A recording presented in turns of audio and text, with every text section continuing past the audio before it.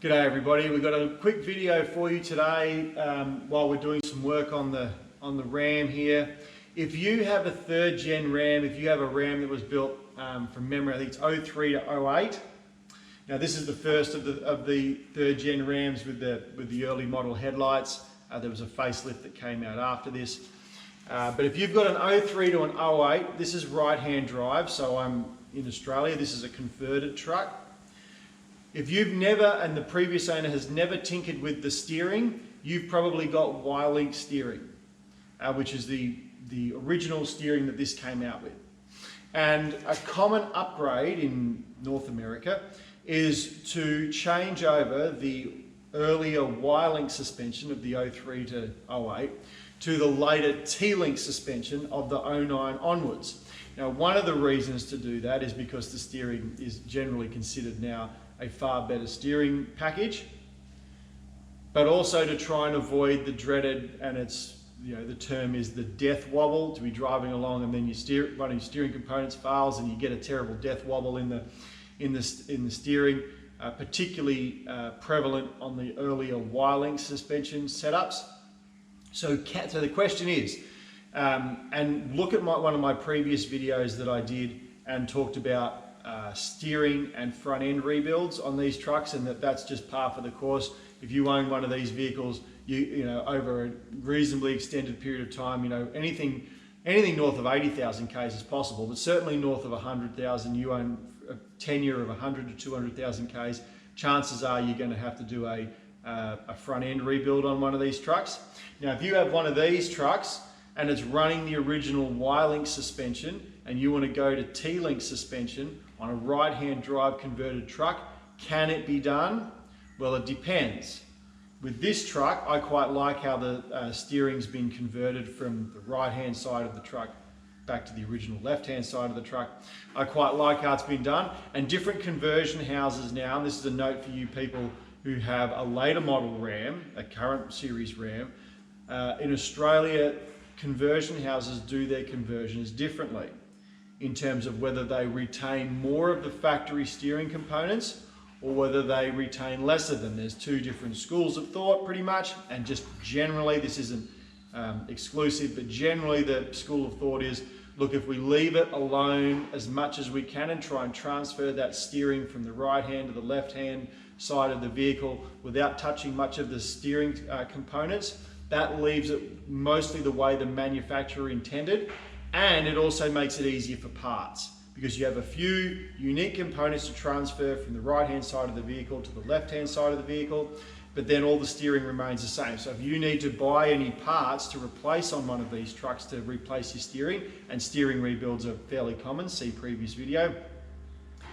you can just buy factory parts or aftermarket parts for the US North American RAM. That makes your parts a lot cheaper. One of the other advantages you have is the less specialty parts you have if you're going to own the vehicle for an extended period of time. This is an 05, so this is getting pretty old now. Great truck, I really like it, but it is, like, let's be honest, it's an old truck now. If you're going to own a vehicle for an extended period of time, it gets, it's particularly in Australia, in that non-traditional market for one of these things, parts can get more expensive and it can take more delays because people don't have them in stock. They become more specialty, but particularly the cost. The cost and the delay are the big problems here. So if you own something that has most of the factory steering, then it becomes easier for your parts, for you to procure your parts, because you can just buy it off the shelf in North America and ship it over. And with shipping so fast, I get most of my parts here. If I order them on the Monday, I have them by Friday. So very, very fast. The argument on the other side is that you're overcomplicating the system. You're putting additional bits in there that most cars wouldn't have. If you buy an Isuzu D-Max or a Ford Ranger or a Toyota Hilux or a Land Cruiser or whatever, you're just going to have a steering column going right through the steering box on the right-hand side of the vehicle, and then you're steering from there. So by putting additional components to move the steering from the right-hand side of the vehicle over to the left-hand side of the vehicle, it's overcomplicating things and adding additional components where they don't need to be there. So there are your advantages either side. As it relates to this particular vehicle, this vehicle does pretty much the former way of converting. That is, that we bring the steering in from the right-hand side of the car, and then we move it over to the left-hand side and retain all the pretty much all of the factory steering components. Now, how they do that, there's a few custom parts in there. There's an additional, we've got an additional steering linkage, which has a steering box on the right-hand side of the car that it comes into, and then transfers it over to where the original steering box is. And the panhard rod that comes out of the steering box, which turns your wheels, that is double-ended. So rather than just having a panhard rod out the front, which connects to your steering linkages and turns your wheels, there's two ends to it. So the steering column comes into the engine bay, goes over to the double-ended panhard rod, and then turns turns the original steering from the left-hand side of the car rather than the right-hand side of the car. So there's, apart from the steering column linkage, there's the box on the right-hand side of the car, your rod that goes across to the other side and links to the custom panhard rod. They're your custom components. So you've got a couple of custom components in there, but all of the rest of it is factory, Dodge, if you like, or if you're a modern one, Ram steering components. So the advantage of that is I could buy off the shelf Y-link steering components and put them in the truck, and they all bolt straight up. Easy, very, very easie. Now, obviously, I want to take care of my non-factory parts, particularly your tie rod ends on either side of the linkage that comes from the right-hand side over to the custom panhard rod. Panhard rod's a solid bit of gear. I don't envisage that ever breaking. It could, but that would just need to get that custom fabricated. But watch your tie rod ends on that on the linkages, bringing it across to replace them. But apart from that, it's all factory. So if you have that sort of setup, and we'll get under there in a minute, and I'll try and show you what I'm talking about, so you can have a look under your own truck and see what your truck might have, and then see if it's appropriate for you. But if you've got that sort of a setup, it should be possible. If you've got the steering box and everything relocated to the right-hand side of the vehicle, and you're steering from the right-hand side of the vehicle, there's probably components you could use, but you're not going to be able to buy it off the shelf, almost certainly.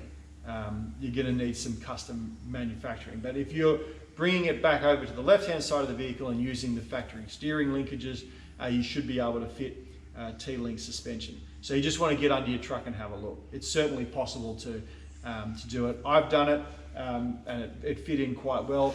And since doing it, I've also bought a couple of other bits and pieces for the truck in terms of factory steering components, and they've always bolted straight in, slotted straight in. It's never been a problem. It's actually been quite easy, which has been a good thing.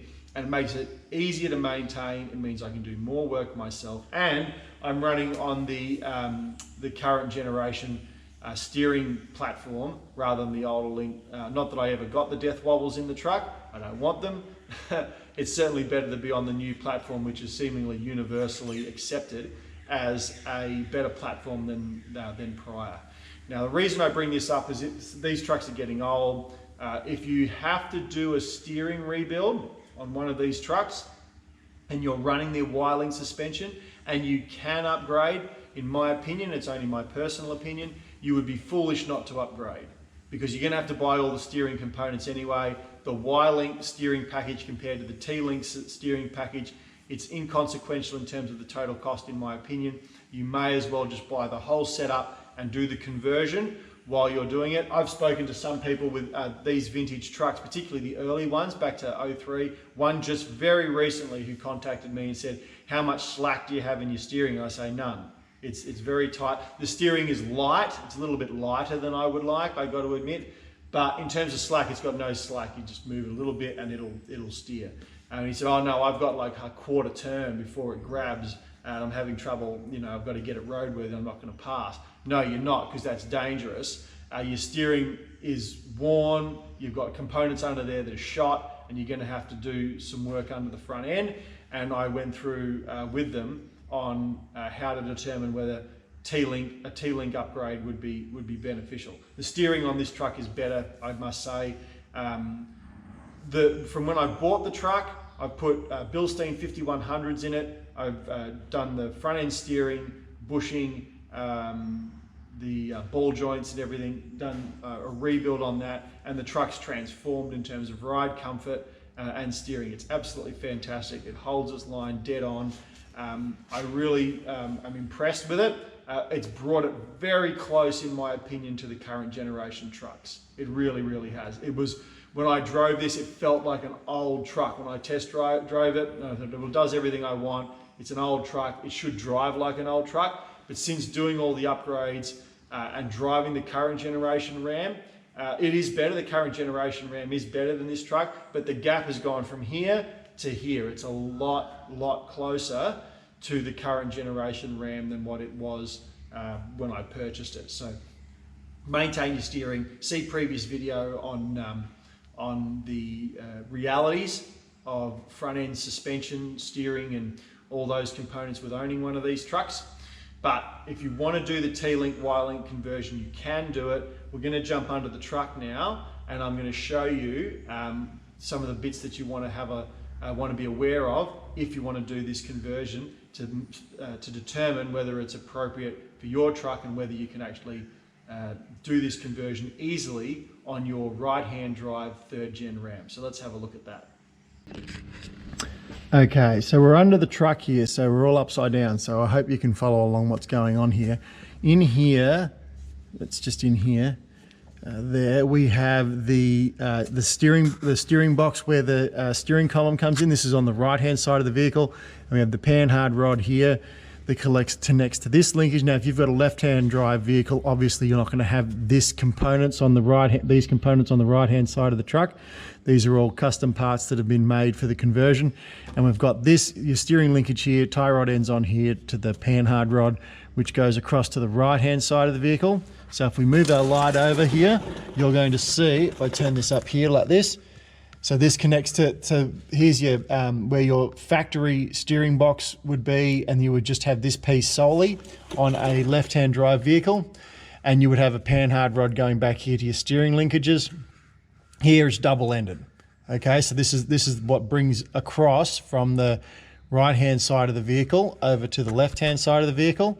This is the rod here that brings it across, and you've got this double-ended panhard rod here. And then after this point, we're all factory suspension, which is really, really good. So you've got your steering adjustment here. So if your steering wheel's off a little bit, you've got your adjustment here. This is a really, really great system. Flaw on the current stance on one of the manufacturers in Australia, which weld this up. I think that's a terrible idea, because you've got really easy suspension adjustment steering adjustment here. If your steering wheel's off, this is great for just a simple adjustment. But anyway, here's my, this goes into my T-Link suspension, and you've got your, Bilstein 5100 here, sway bar end links, pretty simple. But if you're running a setup like this and it comes off your double-ended panhard rod at this end, you should be able to run factory Ram components without too much drama. So all of this has been changed over to the later model T-Link, and I have had no problems fitting the factory parts. You've just got this piece here, which is going to connect to your steering damper. Bilstein 5100 steering dampers fitted. So that, and you've got your rod here into your adjustment components into your panhard rod. It's not a great deal of adjustment. It'll connect in back here into your hub. So if that's what it looks like under your truck, if you've got a similar setup, then you should be able to change over from Y-Link up to T-Link to bring it up to a more current steering design. And particularly if you have a situation where you've got a need to do a steering rebuild anyway, in my opinion, you'd be foolish not to do this at the same time. It's made a very large difference to my truck steering and my overall enjoyment of driving the truck in general. So I would recommend the upgrade anyway, but particularly if you have to do a steering rebuild. If you have to do a steering rebuild, in my opinion, it's an absolute no-brainer to do the upgrade. So I hope this was useful for you. Sorry about the visuals under the truck, but thanks for watching.